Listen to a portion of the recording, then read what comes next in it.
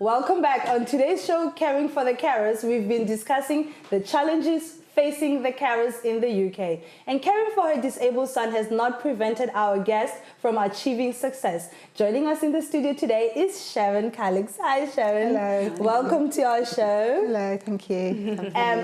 How have you found time to be a carer and run a successful business?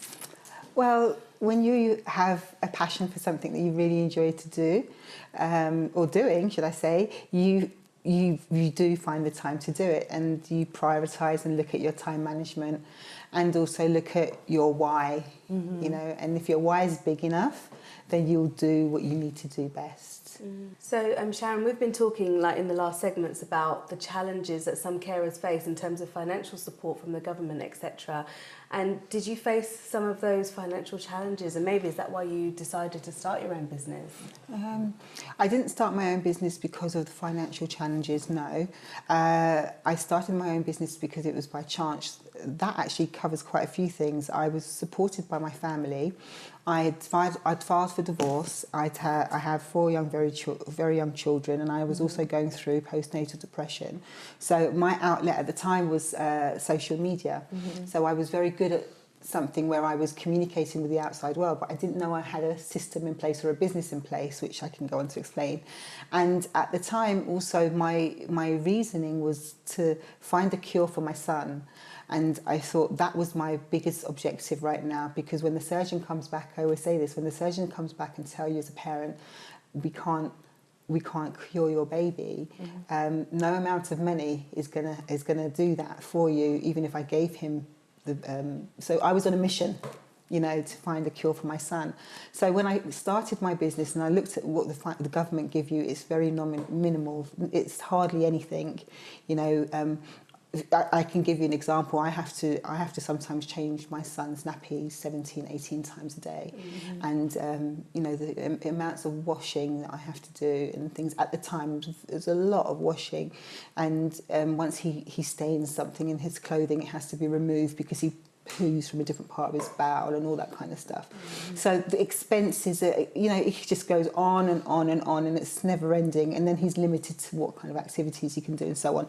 So going back to why I had to start my own business, it wasn't because of that. It was because I was in a bad place and I wanted to look into how I can better myself. So I went to personal development seminars and things like that. And that's how my journey started from, if you'd like me to tell you, I could share, you know, the personal development seminar, where I was asked, what is it I do all day long? And I said at the seminar that I kind of pretty much don't do anything. I sit at home. And it was a seminar run by a very famous and respected entrepreneur in the industry. And they were running a competition that particular day. And they asked me and so many other entrepreneurs to come on the stage and say what it is that I do. And I was like, I don't do anything, I'm depressed. I just cry all day long, you know. So did you mean that in terms of not going out and having a physical kind of job? Yeah, because as a carer at home, you do quite a lot, right? I did do quite a lot, and I didn't work. I didn't go and have a 9-to-5 job, if you like, but I was also limiting myself to what else I could do anyway, because I was also unwell. So it's so interesting that you say, that's a good point actually, because it's so interesting that you say you did nothing, because I'm just thinking, gosh, changing a nappy 17 to 18 times a day, a disabled child with a disabled and all the appointments, and I'm thinking, I'm sure you did a hell of a lot. I didn't look at that as a work. Yeah, that's so interesting. That was my obligation. That was my duty. You know, I've been offered respite. I have been offered that because he needs a lot of attention, and I just think it's not for me to send my child to someone else to look at. I just haven't got that. He's my obligation. He's my responsibility, and I just want to be there to do whatever it is I can to help him, and maybe give that money to someone that really, really does need it. And that's usually how many carers feel. Like, no, this is my responsibility, and I don't want to pass it on. but at this, it is a responsibility, but at the same time, it is a lot to carry on your shoulders. So how do you manage that responsibility towards your son and running your business? How do you find the motivation? Because many don't find it in themselves to be motivated to do other extra things apart from the caring. Yeah, and I was saying to you when I went onto the stage and I won this competition, and the competition was basically telling the audience how much what it is you did for a living. And I was like, well, I don't do anything. I just sit on Facebook, on social media, and I open groups, and I have excessive amounts of traffic coming to my discussions. And I didn't understand why the audience was getting so excited. So it turned out that I had a very exciting business model. And they asked me to show people how I did that. And when I did show them, we did this through a webinar, so we live showed all these people. And I went there that day with not even lunch money, you know. My family supported me a lot, and they still do, you know, in a big way. I come from a place where, you know, but it was difficult having to keep on going to my mum and my family and ask them for, you know, I want money to take my daughter to McDonald's kind of thing. I just had enough of that kind of lifestyle, and having to justify my every penny on why I bought these high heels and not at my age. I didn't want to do that anymore. So I showed them how I did what I did, and they invested in me, and I generated $14,000 in 52 minutes by showing them a business, because these people wanted me now to do it for them. So my business took off there and then. They created a business model for me, and it took off. Now, going back to your question where you said, how do you find the time? You know, I say to you again, if you're in enough pain, you'll take action. And I was in more than enough pain. And every day when I woke up and I saw my son, I focused my business and my ideas and my ethos around finding a cure for him. I'm not motivated by money. I'm not motivated by what I can have and the lifestyle and all the lavish things, because I had all that and I grew up in that kind of environment. What I am motivated is by results. So I needed to see a result. So I apply that in my business, and I wanted to see that maybe I would connect with somebody one day and they would give me something.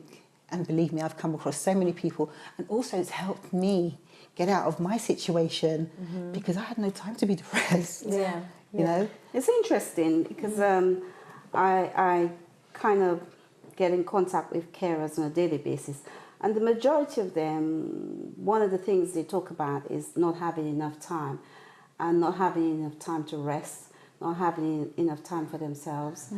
And it's interesting that you were talking about having a lot of time and having enough time to open your own business.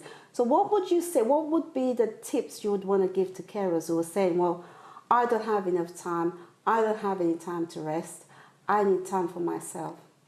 Because obviously you've done something different in order to be able to generate the extra time. Yeah, I don't think I've done anything different. I think I've looked at my son, and I've looked at him in excruciating pain. And when your child comes to you and says, "Mummy, help me," and you as a mother can't do anything, you would do whatever it takes to make that child pain-free. And if the why is big enough, you will find the time. And I guess it takes, because you were saying earlier on that you worked through the night and you were up all night last night and so on, and I guess those are the sacrifices that you're talking about. And you know, you manage your time. I do my shopping in the night. There's online shopping. I go to do all my online stuff. I do my food shopping online. Okay, sometimes it's not the same because I like to see the veg, I like to touch the fruit. You know, those kind of sacrifices come with it. However, if you know, I do take power naps as well. So if he's at school or at nursery, I sleep at those times. And I say, you know, you can't put a price on your child's pain, and it is what it is. At the beginning, it's very difficult. Your well-being and your sanity has to come first for you to be able to give that to your child. It didn't come easy. I was going to ask about that. Do you think that because you have actually taken time out to do something for yourself, that you have now become, so to speak, a better carer, much better than you would have been if you hadn't had that time doing something for you? Yes, I believe that wholeheartedly, because I come from a family where, and this is no disrespect to the people that want to work 9 to 5, but when I grew up, you had to be educated, you had to get a job, and you retired at 65, and then you get a pension, and then you kind of like die at whatever age it is, yeah? And I had to kind of go with that flow, and I didn't want to be an accountant, and I didn't want to be what my family wanted me to be, but I had to conform, and I had to do that. So I was doing something all my life that I wasn't happy doing. When I found my passion, I didn't feel like I was working. So the point I'm making is, when you find your passion, it's not you'll never work a day in your life. But in order for you to find that passion, you have to keep searching. You can't be stuck within yourself, right? Yeah, but you learn that. You have to want to have the desire to get out of how you're feeling. So if you know, for example, I know out of my children, they're all four very different children. One's a very good footballer. One's extremely academic. She wants to be, a child pediatric doctor. The other one wants to be, is telling me that she wants to be go into dance. Now, I don't want her to go into dance, and that's coming from my limited beliefs and stuff, but that's her passion. If I force her to go into do something like becoming engineering, or she's not going to do well, so we all have something that we like to do. And you can monetize and optimize that quite well if you focus on it. So I take from you that finding your passion, trying to figure out what your passion is figuring out the thing that you like to do the most. So what is it that, you're always drawn to? You're always doing that. It comes naturally to you. That is your passion, and that's what you should capitalize on. Thank you so much, Sharon, for sharing your story. It was so motivating, and it's so good to see someone who is facing difficulties, but out of the difficulties, you're making opportunities, and you're kind of motivating through the show, motivating others to find that opportunity within that difficulty as well. Thank you very much for coming on. Thank you. So we're going to take a short break, and after the break, we're going to be coming back to discuss more about caring for the carers.